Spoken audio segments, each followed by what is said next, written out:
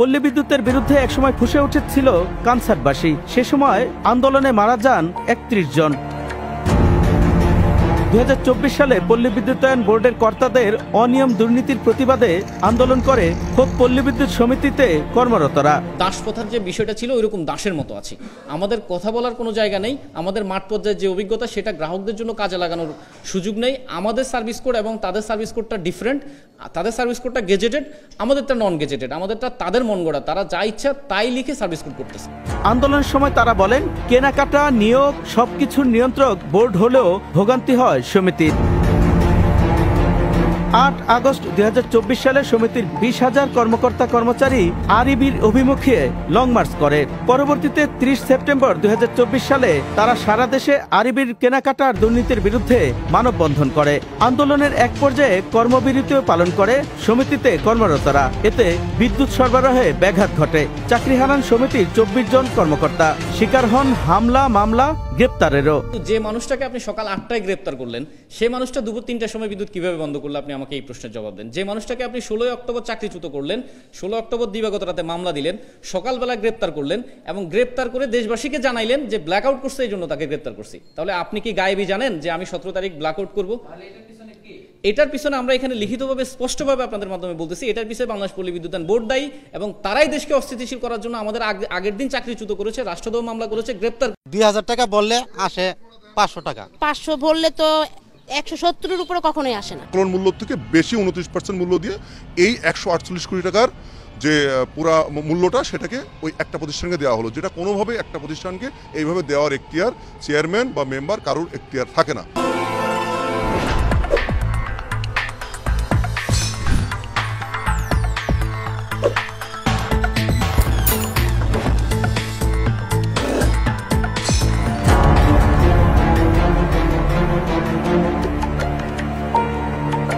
কিপ্যাডটা পিঁপড়ায় খেয়ে ফেলে। মিটার হঠাৎ করে রিডিং বন্ধ হয়ে যায়, উল্টা রিডিং শুরু হয়।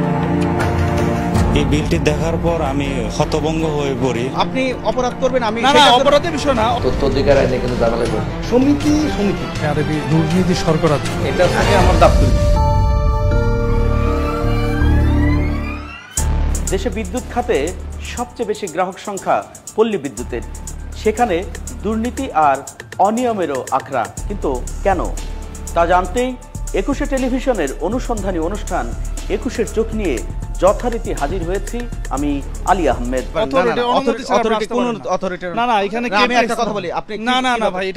আপনি অপরাধ করবেন, আমি অপরাধের বিষয় না, অপরাধ জাজমেন্ট করার জন্য আমার অথরিটি আছে। ২১এর চোখের টিমের উপস্থিতি টের পেয়ে এভাবেই ক্ষিপ্ত হন কুমিল্লা পল্লী বিদ্যুতের কর্মকর্তারা। চিঠি দিবেন যে আমরা আসবো, অমুক দিন আসবো, আমার ম্যানেজমেন্ট আছে, ম্যানেজমেন্ট কথা বলবে, এভাবে মানে আমি চিঠি দেব যে ভাই আপনারা একটা অপরাধ করবেন। না সেটা না, আপনি মাঠে গিয়ে গ্রাহক থেকে নেন, কিন্তু অফিসে এসে আপনি অফিসে আসতে পারেন না। এটা আসবেন, কিন্তু আপনি কি তথ্য নিতে চান, কি আসবে সেটা আমাদের থেকে কথা বলতে হবে না। এটা জার্নালিজমের মধ্যে পড়ে না। এটা ঊর্ধ্বতনদের অনুমতি ছাড়া গ্রাহক ভোগান্তির কথাও তুলে ধরা যাবে না বলে সাবধান করেন তারা। আমার যেহেতু কেপিআই স্থাপনা, এখানে কিন্তু রেস্ট্রিকশন আছে। এটা হচ্ছে যে কর্তৃপক্ষ সবাই জানে, পুলিশ সুপার আর যারা আসে ওনারা জানায় আসে। তথ্য অধিকার আইনে আপনি আমাকে জানতে যাবেন, যেটা আমার দেওয়ার আমি সেটা দিতে পারবো, যেটা দেওয়ার না ওপেন সোর্স থেকে তথ্য নেওয়ার অধিকার আমাদের না, ওপেন সোর্স আমি বাইরে থেকে নেবেন। কিন্তু কেন তা জানতে সেখানে আসা দুজন গ্রাহকের সাথে কথা বলি। আমি তো পল্লী বিদ্যুতের কোনো সেবা দেখছি না, আমরা ঠিক মতো বিদ্যুৎ পাচ্ছি না, বিদ্যুৎ চলে গেছে, এখন তার পাওয়ার নাই কেল। তারপরে দেখেছি আমি পাস দিচ্ছি, ঠিক আছে, অটো পাস দিচ্ছি, বিলটা বুথের হয় নাই, বুথে ধরে রয়েছে, মিটারে বুথে ধরে রয়েছে, যারা বিদ্যুৎ মন্ত্রণালয় চালাইতেছে। যে মিটারগুলো আছে না, এগুলা একেবারে নিম্ন শ্রেণীর, মানে যেগুলা ব্যবহারযোগ্য না, মিটার খুলি আনছে, খোলা আনার পরও এখন এই পাস দিতে আছে। আমরা দেখেন, শুধু কুমিল্লায় নয়, সারা দেশের পল্লী বিদ্যুতের গ্রাহকদের এমন হাজারো অভিযোগ আছে। গত মাসে ২০০ টাকা বিল আসছে, এবার ১০০০-এর ঊর্ধ্বে বিল আসছে। এই কারেন্ট বিলটা দিতে যে আমরা হিমশিম খেয়ে যেতেছি। নাটোরের একটি ছোট্ট কারখানায় যেখানে নিয়মিত ১৫ থেকে ১৬,০০০ টাকা বিদ্যুৎ বিল আসে, সেখানে গত বছরের আগস্টে বিল আসে ১.৫ কোটি টাকার উপরে। বিলটি দেখার পর আমি হতভম্ব হয়ে পড়ি। গোটা মেশিনগুলো বিক্রি করলে বা এই জায়গায় সহ বিক্রি করলে আমার এত টাকা পরিশোধ করার মতন ক্ষমতা আমার নাই। রয়েছে আরও অভিযোগ। 4 টাকা 15 পয়সার বিল 7 টাকার উপরে। আমি তো বাড়তি কোনো জিনিস চালাই না, তো এই বছর এত বিল উঠলো কারণটা কি? যত অভিযোগ আসে তার বড় অংশ মিটার কেন্দ্রিক। বেশিরভাগ ক্ষেত্রে মিটারে অতিরিক্ত বিল আসা, দ্রুত মিটার নষ্ট হওয়ার অভিযোগ পাওয়া যায়। আমার বাড়িতে কেউ থাকে না, বিগত 1-2 মাস হলে কেউ থাকে না। আমার মা গত পরশুদিন বাড়িতে গেছে, আমার এক ছোট ভাই ও দেখাশোনা করে, ও বলতেছে যে ভাই 600 টাকা কারেন্ট বিল আসছে। একটা বাড়িতে যদি কেউ না থাকে, সমস্ত কিছু জিরো, তাহলে 600 টাকা কিভাবে বিদ্যুৎ বিল হয়? পল্লী বিদ্যুতের মিটার নিয়ে অনেক অভিযোগের কথাই তো শুনলাম, কিন্তু তার সত্যতা আমরা যাচাই করতে চাই। কোথাও মাটিতে পড়ে আছে মিটার, কিন্তু চলছে ঠিকই। আবার কোথাও বাতিল হিসাবে ফেলে রাখা হয়েছে, নেই কোনো সংযোগ, কিন্তু পালস দিচ্ছে, বাড়ছে বিদ্যুৎ বিল। ডিজিটাল মিটারের এমন তেলিসমাতিতে দিশেহারা গ্রাহক।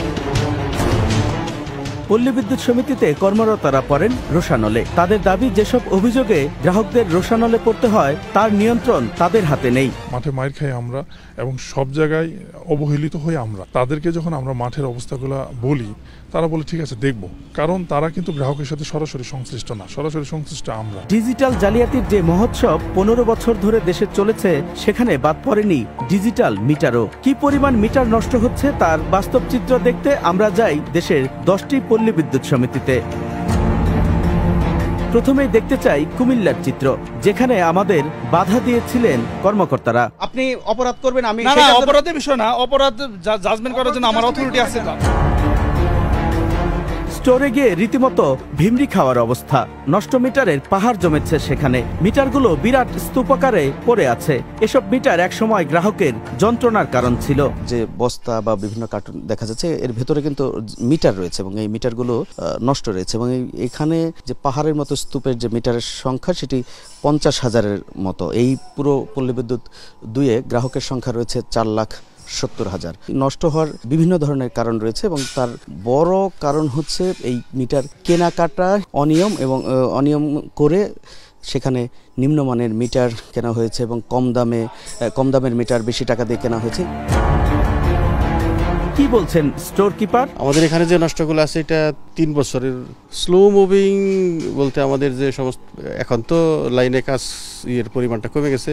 আগে যখন শতভাগের কার্যক্রম ছিল, তখন তো আমাদের লাইনে অনেক ব্যবহার হতো। এখন কমে গেছে লাইন নির্মাণের, যেহেতু শতভাগ শেষ। 2021 থেকে 2023 সাল পর্যন্ত 3 বছরে 34টি পল্লী বিদ্যুৎ সমিতির তথ্যে দেখা যায় সেখানে প্রায় 45 লাখ মিটার স্থাপন করা হয়। একই সময়ে নষ্ট হয় প্রায় 14 লাখ মিটার। মিটার কেন্দ্রিক যত সমস্যা, তার মূল কারণ নিম্নমানের পণ্য। অটো পালস দেয়, মিটার হঠাৎ করে রিডিং বন্ধ হয়ে যায়, উল্টা রিডিং শুরু হয়, মিটার আপনার সাদা হয়ে যায়।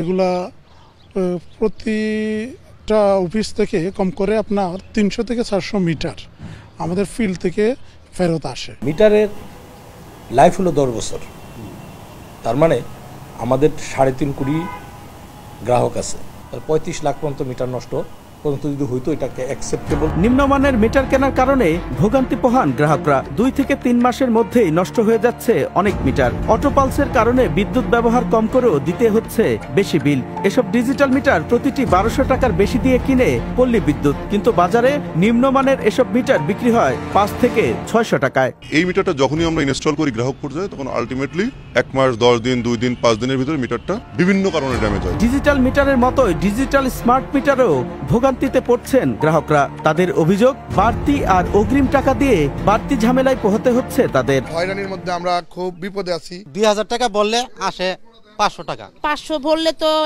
170-এর উপরে কখনোই আসে না। খোদ পল্লী বিদ্যুৎ সমিতির কর্মকর্তারাই বলছেন, পল্লী বিদ্যুতায়ন বোর্ড স্মার্ট মিটারের নামে স্মার্ট ঝামেলায় ফেলেছেন মাঠের কর্মীদের। আরইবি যে বিপিএমসি মিটারগুলো ইনক্লুড করছে, পিবিএস এর উপরে দিছে, সেগুলো আসলে সমস্যার কোনো শেষ নেই। যেটা চাইবে গ্রাহক টোকেন ঢুকাবে, সেটার কিপ্যাডটা পিঁপড়ায় খেয়ে ফেলে। এই মিটারগুলো পানি লাগলে মিটারের ডিসপ্লে নষ্ট হয়ে যায়। 50% মিটার হ্যাং করে। ভোল্টেজ কম থাকলে মিটারের রিলে কানেক্ট হয় না। রিলে কানেক্ট না হওয়ার কারণে গ্রাহক বিদ্যুৎ পায় না। পল্লী বিদ্যুতের বহুমুখী অনিয়মের মধ্যে সবচেয়ে বেশি দুর্নীতি হয় কেনাকাটায়। যত বেশি কেনাকাটা, ততটাই পকেট ভারী দুর্নীতিবাজদের। গণমাধ্যমে প্রকাশিত রিপোর্টে দেখা যায় Dhaka power distribution company DPDC ও Dhaka electric supply company DESCO 2015 থেকে 2019 সাল পর্যন্ত সরকারি টেলিফোন শিল্প সংস্থা টিএসএস থেকে 4 লাখ মিটার কিনে। সর্বশেষ সিঙ্গেল ফেজ প্রিপেড মিটার কেনা হয় 5,050 টাকা করে। এরপর 2019 সালে চীনের হেক্সিং থেকে 2 লাখ মিটার কেনা হয় 2,380 টাকা করে। একই বছর টিএসএস থেকে মিটার কেনা হয় 5,550 টাকা করে। 2022 সালে বিপিইএমসি, টিএসএস ও বেসিকো থেকে 75,000 মিটার কেনা হয় 5,200 টাকা করে। 2023 সালে ওই 3 সংস্থা থেকে একই সংখ্যক মিটার কেনা হয় 6,300 টাকা করে। এদিকে আরইবি 5 লাখ মিটারের প্রতিটিতে খরচ করেছে 12,000 টাকার বেশি। 2020 সালে 2 লাখ প্রিপেড মিটার কেনে আরইবি। সেখানে 5টি পল্লী বিদ্যুৎ সমিতির নামে 150 কোটি টাকার কেনাকাটা করা হয়। প্রাক্কলিত ব্যয়ের চেয়ে 29% বেশি দরে মিটার কেনা হয়, আর মিটার কেনা হয় সরাসরি বিপিইএমসি থেকে। এই 150 কোটি টাকার প্রিপেড মিটারটা বাংলাদেশ পাওয়ার ইকুইপমেন্ট ম্যানুফ্যাকচারিং কোম্পানি লিমিটেড, যার কোনো পূর্ব অভিজ্ঞতা নাই একেবারেই, তো তাদের কাছ থেকে এই মিটারটা ক্রয় করা হয়েছে। ইভেন তাদের যে জয়েন্ট ভেঞ্চার কোম্পানি আছে আপনার সেনজেন স্টার ইনস্ট্রুমেন্ট কোম্পানি, এটাও একেবারে মার্কেটে নতুন এবং অনভিজ্ঞত। কোনো রকম প্রতিযোগিতামূলক ক্রয়ের বদলে মানে কেন বা কী কারণে তাদের কাছ থেকে কিনা হয়েছে, এটা একেবারেই প্রশ্নের সম্মুখীন। উত্তোলন মূল্য থেকে বেশি 29% মূল্য দিয়ে এই 148 কোটি টাকার যে পুরা মূল্যটা সেটাকে ওই একটা প্রতিষ্ঠানকে দেওয়া হলো, যেটা কোনোভাবে একটা প্রতিষ্ঠানকে এইভাবে দেওয়ার এখতিয়ার চেয়ারম্যান বা মেম্বার কারোর এখতিয়ার থাকে না। অর্থাৎ এখান থেকে স্পষ্ট বোঝা যায়, এবং এই মিটারগুলোর গুণগত মান চরমভাবে খারাপ, চরমভাবে বারবারই নষ্ট হয় মিটারগুলো। বিপিইএমসির নিজস্ব উৎপাদন কারখানা দেখতে আমরা টঙ্গীতে যাই। সেখানে কর্তব্যরতরা জানান তাদের পণ্য উৎপাদন কারখানা রয়েছে, তবে আমাদের তা দেখাতে চান না। প্রিপেড মিটারগুলো সর্বশেষ যেগুলো যে পল্লী বিদ্যুতে দেওয়া হয়েছে এগুলো তো আপনারাই দিয়েছেন। হ্যাঁ, মানে এগুলো কি আপনাদেরই কি ম্যানুফ্যাকচার না অন্য কোথাও থেকে আনতে হবে? না, আমাদের ম্যানুফ্যাকচার। আর কোম্পানির জিএম জানান উৎপাদন নয়, অ্যাসেম্বল করা হয় মিটার, আর তা আসে চীনের শেনজেন স্টার কোম্পানি থেকে। যেখানে গিয়েছিলেন ওখানে আমাদের অ্যাসেম্বল প্ল্যান্ট আছে। এগুলো কি অ্যাসেম্বল করেন না? না, আমরা এসকেডি ফর্মে নিয়ে আসছি। হ্যাঁ, সেমি নকডাউন ফর্ম। এসকেডি মানে তো সেমি নকডাউন, মানে এটারে মনে করেন খুলে টুলে গুলি করে এইভাবে আনলে তারপরে নিয়ে আমরা জোড়া দিই ইকুইপমেন্ট হতে, আমরা এটা প্রপার চ্যানেলে আনতেছি। অভিযোগ, এই শেনজেন স্টার কোম্পানির সাথে সাবেক বিদ্যুৎ প্রতিমন্ত্রী নসরুল হামিদের সম্পর্ক রয়েছে। ইতিপূর্বে আরইবির কেনাকাটা নিয়ে প্রশ্ন উঠলেও সরকার বরাবরই এদের ব্যাপারে নিশ্চুপ। আরইবির সকল কেনাকাটায় নসরুল হামিদ বিপু এবং কুমিল্লা 3 আসনের এমপি শামীমের নাম জড়িয়ে আছে। 5 আগস্টের পর তাদের আর খোঁজ পাওয়া যায়নি। সেই প্রিপেড মিটার করার দুর্নীতি ও যে অনিয়ম, এটা একটা মহাসমুদ্রের মতো আরইবিতে, ঠিক আছে। যেমন ধরেন বিগত সরকারের আমলে এটা নিয়ে অনেকবার পত্রপত্রিকায় বিভিন্ন জায়গায় আসছে, কিন্তু পত্রপত্রিকা আসলেও এইসব বিষয়ে সরকার একেবারেই নিশ্চুপ। এটার মূলত কারণটা হইল, আমাদের যেটা যতটুকু জানি সেটা হলো বিগত সরকারের যে প্রতিমন্ত্রী ছিলেন নসরুল হামিদ বিপু এবং কুমিল্লা 3-এর যে এমপি শামীম, ওনারা সরাসরি এটার সাথে জড়িত ছিল। কেনাকাটার তালিকায় আছে নিম্নমানের মালামাল। কেনাকাটার দুর্নীতি কতটা তা বুঝতে আমরা বিভিন্ন পল্লী বিদ্যুৎ সমিতির স্টোরে যাই। সেখানে দেখা যায় সব মিলিয়ে প্রায় 1000 কোটি টাকার পণ্য পড়ে আছে, যা ব্যবহারের সম্ভাবনা নিকট ভবিষ্যতে নেই, এবং অনেক পণ্যই ব্যবহার হবে না বলেও জানান কর্মকর্তারা। অভিযোগ, নিজেদের পকেট ভারী করতেই এমনটি করেছে পল্লী বিদ্যুৎ। আমাদের কোন মালামালটা লাগবে, কোন মালামালটা লাগবে সেটার দিকে তাদের খুব বেশি ভ্রুক্ষেপ নাই। আমরা বারবার যে মালামালটা প্রয়োজন গ্রাহকের সেটার দিকে ফোকাস করলেও তারা সেই মালামালটা দিতে বেশি একটা ইন্টারেস্ট নাই। ইন্টারেস্ট কোন জায়গায়, যেখানে তাদের লভ্যাংশ বেশি আছে সেই জায়গায়। প্রায় 1000 কোটি টাকার মতো মালামাল যেটা জীবনে কখনো ইউজ হবে না সেভাবে পড়ে আছে, যেটা এই 1000 কোটি টাকা মালামাল শুধুমাত্র আরইবির ফিল্ড পর্যায়ের অভিজ্ঞতা না থাকার কারণে, এবং তারা এই যে অপরিকল্পিতভাবে মালামালগুলো ক্রয় করে একটা দুর্নীতির আখড়া করেছে, সেটার বাস্তবায়ন হচ্ছে এই যে স্টোরে আপনারা এসেছেন, স্টোরে এই মালামালগুলো। শুধু বিদ্যুতের মালামালই নয়, পল্লী বিদ্যুতের কেনাকাটায় দুর্নীতি আছে অন্যান্য পণ্য। 1,60,000 টাকার প্রিন্টার 15 লাখ টাকায়, 70,000 টাকার ল্যাপটপ 5,73,000 টাকায়, 32,000 টাকার একটি পণ্য কেনা হয়েছে 85,000 টাকা, 95,000 টাকার ল্যাপটপ 4,86,000 টাকা, 60,000 টাকার রাউটারের দাম পড়েছে 5,80,000 টাকা। এমন হাজারো কেনাকাটার দুর্নীতির বিষয় নিয়ে বোর্ড আর সমিতির আছে পাল্টাপাল্টি অভিযোগ। আছে যার যার ব্যাখ্যাও। মনে করেন এটার দাম দিল 50,000 টাকা একটা চেয়ার, কিন্তু ইট টিটের দাম কমায়া ওখানে আবার সে করলো। তো এখন যে এই যেগুলি মানে মূল আইটেম না, তার মধ্যে তারা এরকম কিছু কিছু আইটেম দিচ্ছে, এইটা ওই পুরো প্যাকেজটা বিলেই জিনিসটা। আরবি ক্ষেত্রে যেটা সুবিধা, তারা যা কিনবে সেটা পল্লী বিদ্যুৎ সমিতির লোকের উপরে গছিয়ে দিবে এবং পল্লী বিদ্যুৎ সমিতির লোক সে মালামাল নিতে বাধ্য থাকে, যে কারণে এখানে প্রশ্ন করার কোনো সুযোগ নাই। 80টি পল্লী বিদ্যুৎ সমিতি থেকে 2024 সালের জানুয়ারি মাসে শীতার্তদের জন্য কম্বল বিতরণ করতে 66 লাখ টাকা তোলা হয়, কিন্তু সেই কম্বল কেনা কিংবা বিতরণ করা হয়নি। বাংলাদেশ পল্লী বিদ্যুৎ বোর্ড থেকে একটি কম্বল কিনেও কোনো সমিতি থেকে দেওয়া হয় নাই। অর্থাৎ এই যে 66 লাখ টাকা তারা নিলেন, এই টাকাটা নিয়ে তারা কিভাবে ব্যয় করলেন, কোন খাতে ব্যয় করলেন, তার কোনো হিসাব নাই। পল্লী বিদ্যুতায়ন বোর্ড ইচ্ছে মতো মালামাল কিনে সেই টাকা সমিতিকে শোধ করতে বাধ্য করার অভিযোগও রয়েছে। কেনাকাটা ছাড়াও পল্লী বিদ্যুতে আর কি ধরনের অনিয়ম হয় তা জানবো বিরতির পর।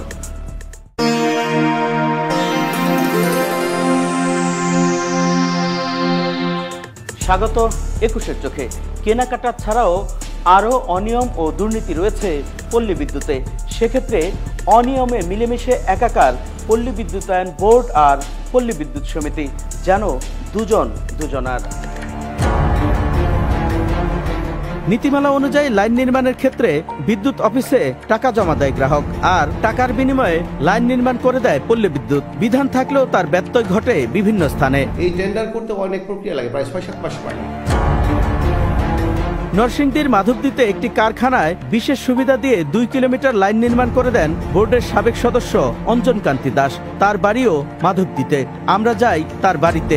বিশেষ ক্ষমতায় 2 লাইন থেকে সংযোগের ব্যবস্থা করেছেন নিজ বাড়িতে, যেন এক পাশের বিদ্যুৎ না থাকলে অন্য লাইন থেকে বিদ্যুৎ ব্যবহার করতে পারেন। তবে আমরা যখন সেখানে যাই তাকে বাড়িতে পাওয়া যায়নি। অঞ্জন সাহেবের বাসা?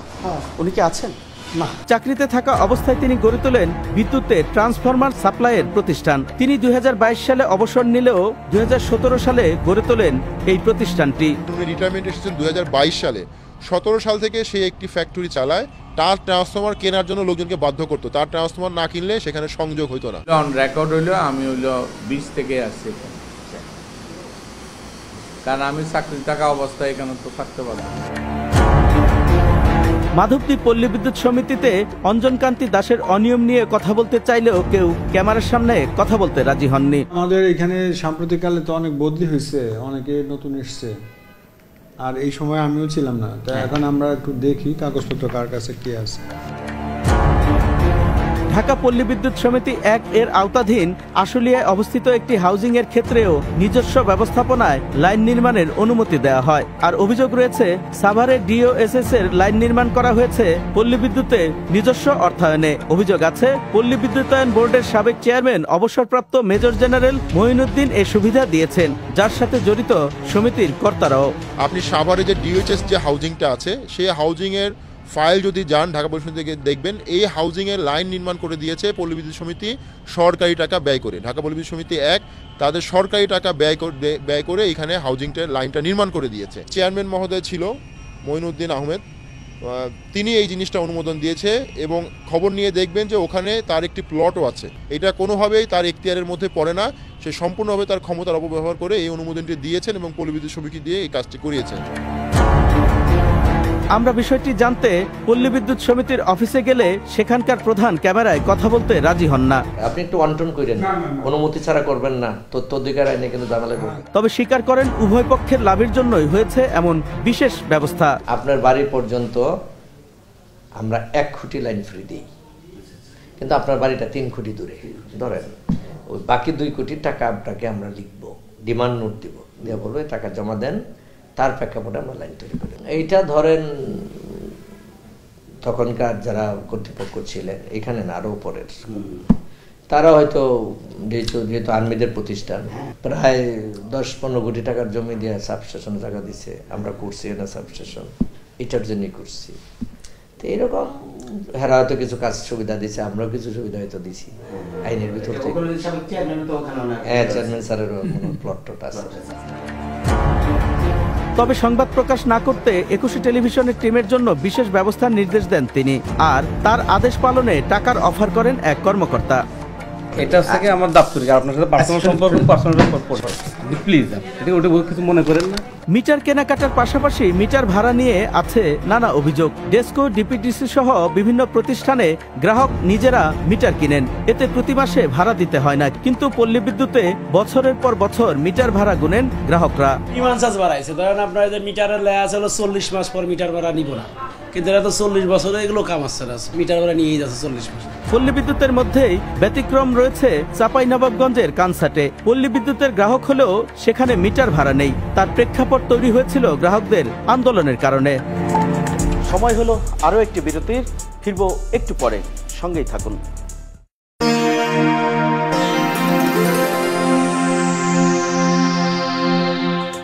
পল্লী বিদ্যুৎ সমিতির কর্মকর্তা আর কর্মচারীদের অনিয়ম আর বাড়াবাড়িতে ভোগান্তিতে পড়ে গ্রাহক, এটা তো সবারই জানা। কিন্তু জানেন কি, বোর্ডের কর্তাদের দাপটে নাজেহাল খোদ সমিতির কর্তারা।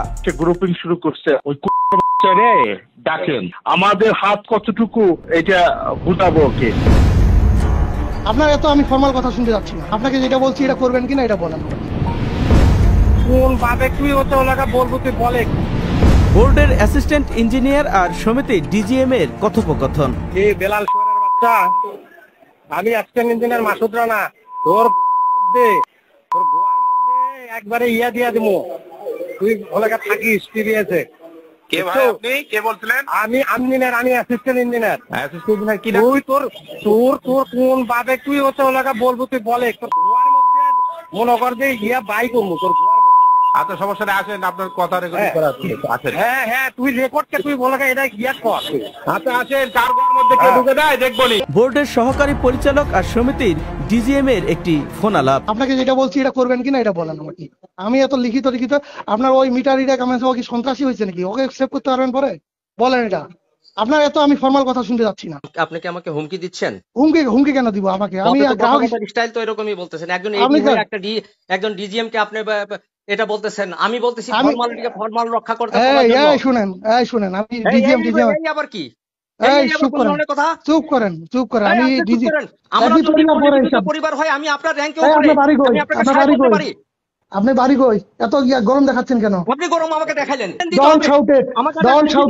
আমি ব্যবস্থা নিব। আপনাকে ঘাস কাটার জন্য দিছে? এই আবার কথা বলেন উল্টাপাল্টা। ঘাস কাটা মানে কি? এই কাকে বলতেছেন ঘাস কাটা? তোকে বলছি বেটা, তোকে বলছি। এবার শুনি বোর্ডের নির্বাহী পরিচালক আর সমিতির একজন জিএম এর ফোন আলাপ। আপনার এখানে ঢাকা বিবিএস ওয়ানে সৈকত বলে কোনো এজিএম আছে? ওই কুত্তার বাচ্চা রে ডাকেন বা খেয়াল করেন, খেয়াল করে তাকে দেখেন যে সে বাংলাদেশে আগে পিবিএস এর যেইটাকে নষ্ট করার জন্য সে গ্রুপিং শুরু করছে। আজকে মিটিং এ অ্যাটেন্ড করবে। ওই সোরা আপনি প্রমাণ সহ রেডি করেন, বুঝছেন? তারপরে ওরা কিভাবে আমাদের হাত কতটুকু আমাদের আপনাদের এটা বুঝাবো ওকে। এসব ফোনালাপে বোর্ডের কর্তাদের দাপট স্পষ্ট, তাদের খবরদারিতে তটস্থ সমিতির সবাই। যে দুর্নীতির আঁকড়া, মানে এটা দুর্নীতি স্বর্গরাজ্য। তারা নিয়োগ বাণিজ্য থেকে শুরু করে মালামাল ক্রয় থেকে শুরু করে সব জায়গায় তাদের দুর্নীতি আছে। তাদের কয়েকটা সিন্ডিকেট আছে। আমাদের জুনিয়র পদ থেকে অফিসার পদে যখন প্রমোশনগুলো দেয়, তারা প্রতি পদে 5 থেকে 10 লাখ টাকা তারা নেয়, এবং এই টাকাগুলো তাদের প্রত্যেকটা অফিসে আমাদের সমিতিগুলোতে তাদের লোক সেট আপ করা আছে। ওই সেট আপ করা, যেমন আমি জুনিয়র ইঞ্জিনিয়ার থেকে যখন আমাকে প্রমোশন দিয়ে এজিএম বানাবে, তখন আমার থেকে তারা 3 লাখ 5 লাখ টাকা নিবে। এবং তারা কিন্তু রেজাল্টগুলো, আমি চাকরির পরীক্ষায় সব জায়গায় বাংলাদেশের যেখানে পরীক্ষা নেয় সেখানে রেজাল্ট ওয়েবসাইটে পাবলিশ করে। তারা কিন্তু রেজাল্ট কোনোদিন ওয়েবসাইটে পাবলিশ করে না। আরইবি এবং সমিতির ভিতরে যে দ্বৈত যে ব্যবস্থাপনা আছে, যে 2টা সার্ভিস কোড আছে, সেই সার্ভিস কোডটা একত্রিত করে দিলেই কোনো ধরনের অর্থ লাগবে না, কোনো ধরনের টাকা পয়সা লাগবে না, কোনো ধরনের চেয়ার টেবিল লাগবে না।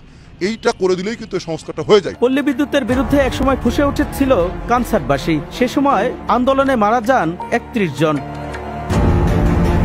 2024 সালে পল্লী বিদ্যুতায়ন বোর্ডের কর্তাদের অনিয়ম দুর্নীতির প্রতিবাদে আন্দোলন করে খোদ পল্লী বিদ্যুৎ সমিতিতে কর্মরতরা। দাসপ্রথার যে বিষয়টা ছিল ওইরকম দাসের মতো আছি। আমাদের কথা বলার কোনো জায়গা নেই। আমাদের মাঠ পর্যায়ে যে অভিজ্ঞতা সেটা গ্রাহকদের জন্য কাজে লাগানোর সুযোগ নেই। আমাদের সার্ভিস কোড এবং তাদের সার্ভিস কোডটা ডিফারেন্ট। তাদের সার্ভিস কোডটা গেজেটেড, আমাদেরটা নন গেজেটেড। আমাদেরটা তাদের মন গড়া, তারা যা ইচ্ছা তাই লিখে সার্ভিস কোড করতেছে। আন্দোলনের সময় তারা বলেন, কেনাকাটা, নিয়োগ সবকিছুর নিয়ন্ত্রক বোর্ড হলেও ভোগান্তি হয় সমিতির। 8 আগস্ট 2024 সালে সমিতির 20,000 কর্মকর্তা কর্মচারী আরইবির অভিমুখে লং মার্চ করে। পরবর্তীতে 30 সেপ্টেম্বর 2024 সালে তারা সারা দেশে আরইবির কেনাকাটার দুর্নীতির বিরুদ্ধে মানববন্ধন করে। আন্দোলনের এক পর্যায়ে কর্মবিরতিও পালন করে সমিতিতে কর্মরতরা। এতে বিদ্যুৎ সরবরাহে ব্যাঘাত ঘটে। চাকরি হারান সমিতির 24 জন কর্মকর্তা। শিকার হন হামলা, মামলা, গ্রেপ্তারেরও। যে মানুষটাকে আপনি সকাল 8টায় গ্রেপ্তার করলেন, সেই মানুষটা দুপুর 3টার সময় বিদ্যুৎ কিভাবে বন্ধ করলো? আপনি আমাকে এই প্রশ্নের জবাব দেন। যে মানুষটাকে আপনি 16 অক্টোবর চাকরিচ্যুত করলেন, 16 অক্টোবর দিবাগত রাতে মামলা দিলেন, সকালবেলা গ্রেপ্তার করলেন এবং গ্রেপ্তার করে দেশবাসীকে জানাইলেন যে ব্ল্যাক আউট করছে, এই জন্য তাকে গ্রেপ্তার করছি। তাহলে আপনি কি গায়েবী জানেন যে আমি 17 তারিখ ব্ল্যাক আউট করবো? এটার পিছনে আমরা এখানে লিখিতভাবে স্পষ্টভাবে আপনাদের মাধ্যমে বলতেছি, এটার পিছনে বাংলাদেশ পল্লী বিদ্যুতায়ন বোর্ড দায়ী এবং তারাই দেশকে অস্থিতিশীল করার জন্য আমাদের আগের দিন চাকরিচ্যুত করেছে, রাষ্ট্রদ্রোহ মামলা করেছে, গ্রেপ্তার করিয়েছে। এমনকি কিছুদিন আগে প্রধান উপদেষ্টার প্রেস সচিবের একটি সংবাদ নিজের ফেসবুকে শেয়ার করে চাকরি হারান পিরোজপুর পল্লী বিদ্যুৎ সমিতির এক কর্মকর্তা। জুলাই আগস্টে সরাসরি আন্দোলনের সাথে সম্পৃক্ত ছিলাম, সেটা আপনারা আমার পোস্ট দেখলেই বুঝবেন। যেখানে আমি দেশের জন্য জীবন দেওয়ার জন্য প্রস্তুত ছিলাম, সেখানে আজকে আমার চাকরি হারাতে হলো। বোর্ডের যেসব কর্তাদের বিরুদ্ধে দুর্নীতির অভিযোগ আছে তাদের মধ্যে অন্যতম অবসরপ্রাপ্ত মেজর জেনারেল মঈনুদ্দিন, যিনি 10 বছরের বেশি বোর্ডের চেয়ারম্যান ছিলেন। আমরা অভিযোগের বিষয়ে তার বক্তব্য জানতে চাইলে ক্যামেরায় কথা বলতে চান না তিনি। আমি আসলে বলতে চাচ্ছি না এই জিনিসগুলো, তবে জানান নানা প্রশ্নের জবাব। জিনিস ওইটাই যে আপনি নিয়েছেন কম দামেরটা, আপনি হাউ ডু ইউ, আপনি ভালো জিনিস আশা করবেন কেমনে? এখন আপনার তো পিপিআর, যে আমাদের মানে যে আইনের ভিত্তিতে আমরা কেনাকাটা করি, এটা তো বলেই দিয়েছে লোয়েস্ট প্রাইস নিতে হবে। এখন আপনাকে তো চাইনিজ মালের সাথে তো আমেরিকান মাল তো আসতে পারবে না ওই দামে ভাই, ইউরোপিয়ান মাল আসতে পারবে না, অস্ট্রেলিয়ান মাল আসতে পারবে না, তো আপনি জানি আমরা। মিটার কেনাকাটা ও লাইন নির্মাণে অনিয়ম হয়েছে তা মানতে চান না তিনি। প্রকল্প থাকলে গভর্নমেন্ট করে, প্রকল্প না থাকলে ডিওএইচএস ওয়ালারা করে, মানে ওরা এদেরকে পয়সা দিয়ে কিনে নেয়। মানে এরকম যেমন মনে করেন আমরা তো শতভাগ বিদ্যুতায়ন করতে গিয়ে সকলকে আমরা বিদ্যুৎ দিচ্ছি, এটা ইন্ডাস্ট্রি হোক, বাণিজ্য হোক, শিল্প হোক, আবাসিক হোক, আমরা সকলকে দিয়েছি। শতভাগ আমরা করলে বাংলার সকল মানুষ বিদ্যুৎ পাইছে না, কিন্তু প্রকল্পের আওতায় করেছি। কিন্তু যখন প্রকল্প ছিল না, কিংবা এখন যদি প্রকল্প না থাকে, আপনি যদি বিদ্যুৎ চান তাহলে সে আপনাকে বলবে টাকা দেন, করবো, আমার তো প্রকল্প নেই। সমিতির যারা আন্দোলন করছেন এবং যেসব দাবিতে আন্দোলন করছেন তা মানতে নারাজ তিনি। সমিতি আপনি লক্ষ্য করেন, সমিতি মানে কি? কোম্পানিও না, ওর স্ট্যাটাস আরো নিচে, ওদেরকে তো কম সমিতির জন্য রিক্রুট করা হয়েছে। গ্রাহক বোর্ড কিংবা সমিতি বোঝে না, তাদের প্রয়োজন সঠিক সেবা। আর সেই সেবা নিশ্চিত করতে বোর্ড এবং সমিতির মধ্যে দ্বন্দ্ব নিরসন করতে হবে। আমাদের চাওয়া সরকারের শক্ত হস্তক্ষেপে স্বস্তি ফিরবে পল্লী বিদ্যুতে। দর্শক, শেষ করব, তবে যাবার আগে আপনাদেরকেও সঙ্গে রাখতে চাই। আপনার কাছে থাকা অনুসন্ধানমূলক তথ্য আমাদেরকে জানান, আমরা তুলে আনবো খবরের ভেতরের খবর। লিখতে পারেন এই ঠিকানায়। প্রযোজক 21-এর চোখ, 21 টেলিভিশন, জাহাঙ্গীর টাওয়ার, 10 কারওয়ান বাজার, ঢাকা 1215। হোয়াটসঅ্যাপ করুন, কথা বলুন এবং তথ্য ও ভিডিও শেয়ার করুন 019721221221 এই নম্বরে। দর্শক, সাধারণ চোখে যা দেখা যায় না তা দেখানোই 21-এর চোখের কাজ। চোখ রাখুন 21-এর চোখে।